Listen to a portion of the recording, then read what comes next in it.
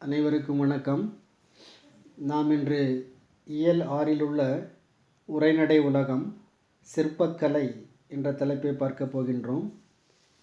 இங்கே நுழையும் முன் சிற்பக்கலையினுடைய பகுதியில் நுழையும் முன் கல்லிலும் உலோகத்திலும் கருவிகள் செய்த மனிதன் அவற்றில் சிற்பமென்னும் நுண்கலையை வடிக்கத் தொடங்கினான்.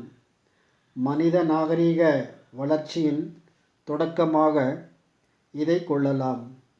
உயிரற்ற கல்லிலும் உலோகத்திலும் தமிழர் மன உணர்வுகளையும் நிகழ்வுகளையும் செதுக்கி வைத்த சிற்பங்கள் இன்றும் வரலாற்றின் வாயில்களாக விளங்குகின்றன. தமிழர் அழகியலின் வெளிப்பாடுதான் நாம் காணும் சிற்பங்கள். தமிழ் சிற்பிகள் கல்லில் வடித்த கவிதைகளே சிற்பங்கள். இதில் கல், உலோகம், செங்கல், மரம் முதலியவற்றை கொண்டு கண்ணையும் கருத்தையும் கவரும் வகையில் உருவங்கள் அமைக்கும் கலையே சிற்பக்கலை எனலாம். பழைய காலத்தில் இந்த கல், உலோகம், செங்கல், மரம் இந்த முதலியவற்றை கொண்டு சிறப்பான அந்த சிற்பிகளின் மூலமாக அதை செதுக்கி கண்ணை கவருகின்ற வகையில் உருவங்களை அவர்கள் செதுக்குகிறார்கள். அந்த கலைதான் சிற்பக்கலை என்று சொல்வார்கள்.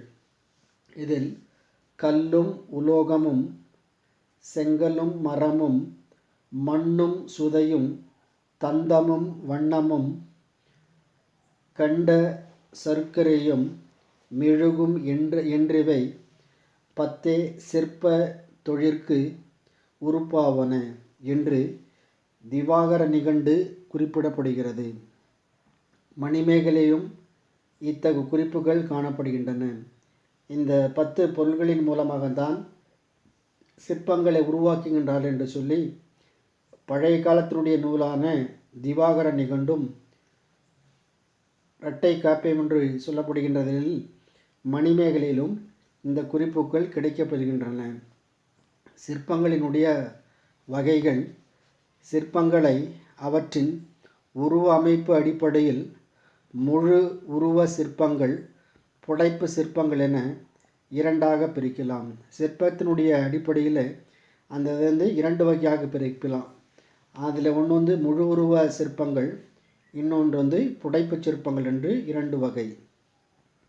உருவத்தின் முன்பகுதியும் பின்பகுதியும் தெளிவாக தெரியும் வகையில் முழு உருவத்துடன் அமைந்த சிற்பங்களை முழு உருவ சிற்பங்கள் என்று கூறலாம். அப்போ அந்த சிலையை செதுக்குகின்ற பொழுது அந்த உருவத்தினுடைய முன்பகுதி அதே போல் பின்பகுதி தெளிவாக தெரிகின்ற அந்த வகையில் முழு உருவுடன் அமைந்த அந்த சிற்பங்களை தான் முழு உருவ சிற்பங்கள் என்று சொல்லலாம். அவ்வாறன்றி முன்பகுதி மட்டும் தெரியும்படி, பின்பகுதிகள் இல்லாமல் இந்த முன்பகுதி மட்டும் தெரியும்படி அமைக்கப்பட்ட சிற்பங்களை புடைப்பு சிற்பங்கள் எனலாம். இத்தகு சிற்பங்களை அரண்மனைகள், கோவில்கள் போன்ற இடங்களில் காணலாம். இந்த மாதிரி சிற்பங்கள் எல்லாம் அரண்மனை மற்றும் கோயில்களில் காணலாம். குறிப்பாக கோவிலின் தரைப்பகுதி, கோபுரம், தூண்கள், நுழைவாயில்கள், சுவர்களின் வெளிப்புறங்கள் என எல்லா இடங்களிலும் புடைப்பு சிற்பங்கள் பார்க்க முடிகின்றது. அதில் அந்த கோயிலுடைய தரைப்பகுதியிலும் சரி, கோபுரம், தூண்கள், நுழைவாயில்கள் நுழைகின்ற அந்த பகுதி, சுவர்களுடைய வெளிப்புறங்கள் என எல்லா இடங்களிலும் புடைப்பு சிற்பங்கள் இருக்கின்றன. ஒரு பகுதியில் முழு உருவச் சிலை இருக்கும், இன்னொன்று புடைப்பு சிற்பங்கள். தெய்வ உருவங்கள், இயற்கை உருவங்கள், கற்பனை உருவங்கள், முழு வடிவ பிரதிமை உருவங்கள் என 4 நிலைகளில் உலோகத்தினாலும் கல்லினாலும் சிற்பங்கள் அமைக்கப்படுகின்றன. இதே போலதான் தெய்வ அந்த உருவங்கள், இயற்கையாக செய்கின்ற அந்த உருவங்கள், கற்பனையான அந்த உருவங்கள், முழு வடிவ உருவங்கள் எல்லாம் என 4 நிலைகளில் உலோகத்தினாலும், உலோகம் என்ற பொருளினாலும் கல்லினாலும் சிற்பங்கள் எல்லாம் அமைக்கப்படுகின்றன. சிற்ப இலக்கண மரபை பின்பற்றி கலைநயத்துடன் மிகுந்த தேர்ச்சியுடனும் சிற்பிகள் சிற்பங்களை வடிவமைக்கின்றனர். இப்போது இலக்கண மரபு, இந்த சிலை இவ்வாறு இருக்க வேண்டும் என்ற அந்த இலக்கண மரபு, அந்த மரபுடனும் சிறப்பான பயிற்சியை பெற்று நல்ல கலைநயத்துடனும் சிற்பிகள் வடிவமைக்கின்றார்கள். அதனால் அவர்களை கற்கவிஞர்கள் என்று சிறப்பிக்கின்றனர். அந்த கல்லை வடித்து சிற்பமாக தருகின்ற காரணத்தினாலும் அந்த ஒவ்வொரு உருவம் எவ்வாறு இருக்க வேண்டும் என்ற தன்மையை உணர்ந்து அதற்கு ஏற்போல் அவர்கள் அந்த சிலையை வடிக்கின்றார்கள். அதனால் அவருக்கு கற்கவிஞர்கள் என்ற அந்த பெயரும் அங்கே இருக்கின்றது. அடுத்தது பல்லவர் கால சிற்பங்கள் இருக்கின்றது. பல்லவர் காலத்தினுடைய சிற்பங்களை பார்க்கின்ற பொழுது பல்லவர் காலத்தில் சுதையினாலும் கருங்கற்களினாலும் சிற்பங்கள் அமைக்கப்பட்டன. இங்கே சுதை என்று சொல்கின்ற பொழுது சுண்ணாம்பினாலும் கருங்கற்களினாலும் சிற்பங்கள் அமைக்கப்பட்டன. கோவில் தூண்கள் சிற்பங்களால் அழகு பெற்றன. கோவிலில் உள்ள தூண்கள் எல்லாம் அழகான சிற்பங்களால் அழகு பெற்றன.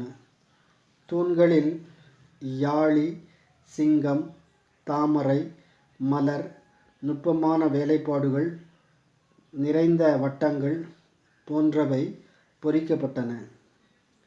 பல்லவர் காலத்தில் அமைக்கப்பட்ட கோவில்களின் கட்டடங்கள், கற்றூண்கள், சுற்றுச்சுவர்கள், நுழைவாயில்கள் என அனைத்து இடங்களிலும் சிற்பங்கள் மிளிர்வதை காண முடியும். அதனால்தான் அந்த தூண்களினுடைய வகைகளாக கோவிலுடைய தூண்கள் சிற்பங்களால் அழகுபடுகின்றன. அந்த தூண்களில் தான் யாழி, சிங்கம், தாமரை, மலர், நுட்பமான வேலைப்பாடுகள் நிறைந்த அந்த வட்டங்கள் எல்லாம் அந்த போன்றவையெல்லாம் பொறிக்கப்படுகின்றன. பல்லவர் காலத்தில் அமைக்கப்பட்ட அந்த கோயிலினுடைய கட்டடங்களில்தான் இது கற்றூண்கள், அது சுற்றுச்சுவர்கள், நுழைவாயில்கள் என அனைத்து இடங்களிலும் சிற்பங்கள் மிளிர்வதை பல்லவர் காலத்தில் காண முடிகின்றன. பல்லவர் கால சிற்பக்கலைக்கு மாமல்லபுர சிற்பங்கள் மிக சிறந்த சான்றுகளாகும். பல்லவர்கள் வாழ்ந்த காலத்தில் மிக அழகான முறையில் சிற்பங்களை எல்லாம் செதுக்கியிருக்கிறார்கள்.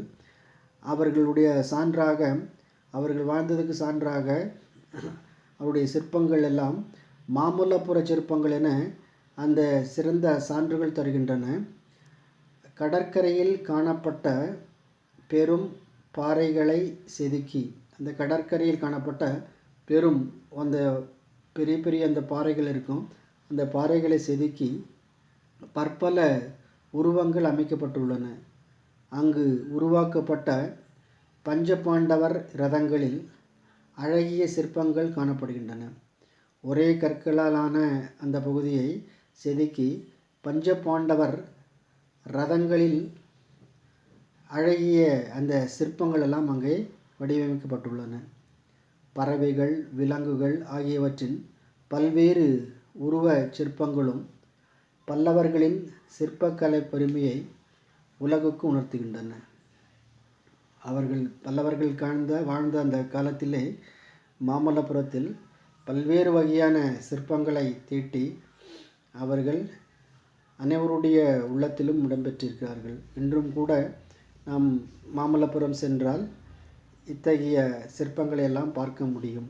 எத்தனை ஆயிரம் ஆண்டுகள் ஆனாலும் அந்த சிற்பங்கள் மேலும் மேலும் அழகை தருகின்றன. அதுபோல காஞ்சி கைலாசநாதர் கோவில் சுற்றுச்சுவர் முழுவதும் சிற்பங்களின் கலைக்கூடமாக திகழ்ந்தது. காஞ்சிபுரம் அந்த காஞ்சி கைலாசநாதருக்கு கோயிலில் சுற்றுச்சுவர் முழுவதும் சிற்பங்களுடைய கலைக்கூடமாக அங்கே திகழ்கின்றது. அதே போன்று காஞ்சி வைகுந்த பெருமாள் கோயிலிலும் பல்லவர் கால சிற்பங்கள் மிகுதியாக உள்ளன. அதே போல் காஞ்சியிலிருந்து வைகுண்ட பெருமாள் அந்த கோயிலுக்கும் சென்றாலும் கூட அங்கே பல்லவர் கால சிற்பங்கள் எல்லாம் அழகாக மிளர்கின்றன. இங்கு தெய்வ உருவங்களும் பிற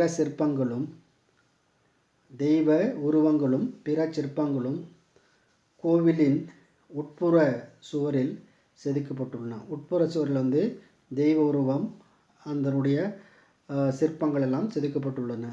பல்லவர் கால குடைவரை கோயில்களின் நுழைவு வாயிலின் இருபுறங்களிலும் காவலர்கள் நிற்பதை போன்ற சிற்பங்கள் படைக்கப்பட்டுள்ளன. அந்த குடைவரை கோயிலுக்கு உள்ளே செல்கின்ற பொழுது 2 பக்கமும் 2 காவலர்கள் நிற்பதைப் போல சிற்பங்கள் படைக்கப்பட்டுள்ளன.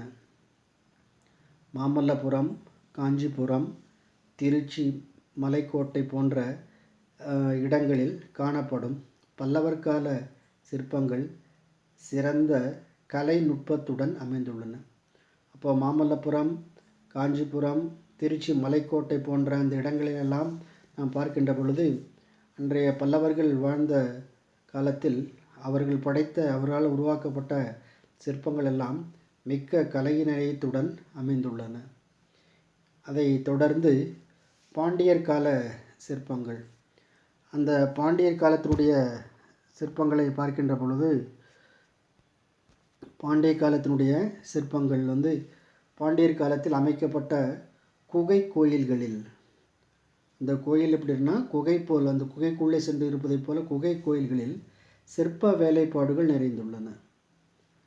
அவற்றை திருமயம், பிள்ளையார்பட்டி, குன்றக்குடி, திருப்பரங்குன்றம் முதலிய இடங்களில் உள்ள கோவில்களில் காணலாம். பல்லவர் காலத்துடைய சிற்பங்கள் வேறு. அடுத்தது பாண்டியர் காலத்தில் வருகின்ற பொழுது குகை கோயில்கள் அதிகமாக அவர்கள் அமைத்தார்கள். அதில் தான் அந்த பிள்ளையார்பட்டி, குன்றக்குடி, திருமயம், திருப்பரங்குன்றம் போன்ற போகும்போது அதனுடைய முக்கியத்துவத்தை நாம் உணரலாம். கோவில்பட்டிக்கு மேற்கே கழுகுமலை, அதில் வெட்டுவான் கோவிலில் அமைந்துள்ள சிற்பங்களும் பாண்டியர் கால சிற்பக்கலைக்கு சான்றாகும். அதான் கோவில்பட்டிக்கு மேற்கே கழுகுமலை இருக்கின்றது. அதில் வெட்டுவான் கோவிலில் அமைந்துள்ள அந்த சிற்பங்கள் பார்க்கின்ற பொழுது அப்பொழுது வாழ்ந்த பாண்டியர்களினுடைய இந்த கைவண்ணம், அங்கே அந்த சிலைகளை செதுக்குதல் போன்ற தன்மை சிற்பக்கலைக்கு சான்றாக அமைந்திருக்கின்றது. அதே போல சோழர் கால சிற்பங்கள். கற்சிற்பங்கள் அமைக்கும் கலை சோழர் காலத்தில் விரைவாக வளர்ச்சி பெற்றது. இதில் முதலாம் ராசேந்திரன் கட்டிய தஞ்சை பெரிய கோவில், முதலாம் ராசேந்திரன் சோழன் எழுப்பிய கங்கை கொண்ட சோழபுரம், 2ஆம் ராசேந்திரன் எழுப்பிய தாராசுரம் ஐராதீஸ்வரர் கோவில், 3ஆம் குலோத்துங்க சோழன் அமைத்த திரிபுவன வீரேஸ்வரம் கோவில் போன்றவை சோழர் கால சிற்பக்கலையின் கருவூலங்களாக திகழ்கின்றன. பாண்டியர் காலத்தை தொடர்ந்து சோழர் காலத்தினுடைய அந்த சிற்பங்களும் அந்த கற்சிற்பங்களும் அங்கே அமைந்துள்ளன. அதில் ராசராசன் கட்டிய அந்த தஞ்சை பெரிய கோயில், அது மிகப்பெரிய கோயில். அதனுடைய வரலாற்று சிறப்புமிக்க கோயிலாக கருதப்படுகின்றார்கள். அதில் தான் முதலாம் ராசேந்திர சோழன் எழுதிய அந்த கங்கை கொண்ட சோழபுரம், 2ஆம் ராசராசன் எழுப்பிய தாராசுரம் என்ற இந்த கோயில்கள் எல்லாமே சோழர் காலத்தினுடைய சிற்பக்கலைக்கு சிறந்த எடுத்துக்காட்டுகளாகவும் கருவூலங்களாகவும் திகழ்கின்றன. தஞ்சை பெரிய கோவிலில் காணப்படும் 14 அடி உயரம் உள்ள வாயிற்காவலர். அந்த தஞ்சை பெரிய கோயிலுக்கு செல்கின்ற பொழுது அதில் முதலில் 14 அடி உயரம் உள்ள ஒரு வாயில் காவலர் உருவங்களும் மிகப்பெரிய நந்தியும் வியப்பூட்டும் வேலைப்பாடுகள் கொண்ட தூண்களும் சோழர் கால சிற்ப திறனுக்கு சான்றாக அமைந்துள்ளன. இந்த தஞ்சை பெரிய கோயில் மிகப்பெரிய ஒரு காவலர், அது அந்த சிலை வடிக்கப்பட்டுள்ளது. அதில் மிகப்பெரிய நந்தியும் வியப்பூற்றுகின்ற வேலைப்பாடுகளும் அமைந்த தூண்களும் இங்கே காணப்படுகின்றன. கங்கை கொண்ட சோழபுரத்தில் ஒரே கல்லில் அமைந்த நவகிரகமும், ஒரே கல்லில் நவகிரக உருவங்கள் எல்லாம் அங்கே செதுக்கப்பட்டுள்ளன. சிங்கமுக கிணறும் அவற்றில் பொறிக்கப்பட்டுள்ள உருவங்களும் குறிப்பிடத்தக்கன. சிங்க முகத்தினால் ஏற்பட்ட ஒரு கிணறும் அதில் பொறிக்கப்பட்டுள்ள சிறு சிறு உருவங்கள் எல்லாம் குறிப்பிடத்தக்கதாக இருக்கின்றன. அப்படிப்பட்ட அந்த கோயில்கள் எல்லாம் சிறந்த ஒரு எடுத்துக்காட்டுகளாக அமைந்திருக்கின்றன. புதுக்கோட்டை மாவட்டம் நார்த்தாமலையில் நடன முத்திரைகளுடன் சிற்பங்கள் அமைக்கப்பட்டுள்ளன. மாவட்டத்தில் உள்ள கொடும்பாளூரில் 2ஆம் பராந்தக சோழனால் கட்டப்பட்ட மூவர் கோவில் சிற்பங்கள் அழகானவை. இந்த பகுதியில் தான் நாம் நார்த்தமலை அந்த முத்திரைகளுடன் சிற்பங்கள் அமைக்கப்பட்டுள்ளன.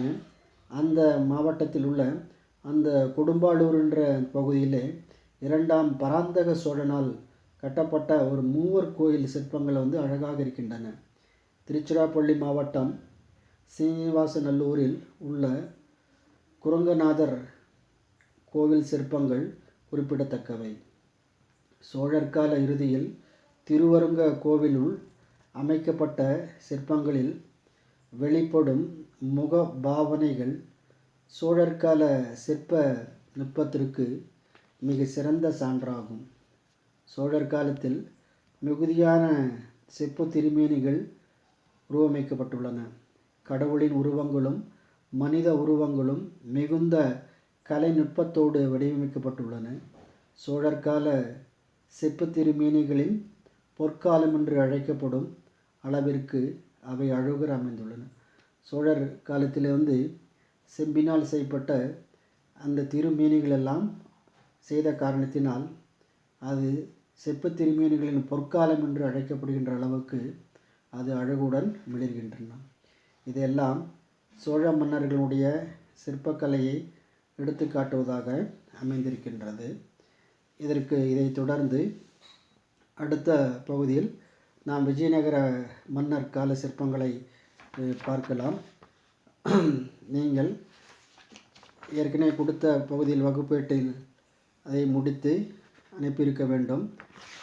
அடுத்தது வருகின்ற தேர்விற்கு இயல் 5 உள்ள குருவினா சிறுவினா பகுதியிலும் படித்து அதற்கு தேர்வுக்கு தயாராக எழுதும்படி கேட்டுக்கொள்ளப்படுகிறார்கள்.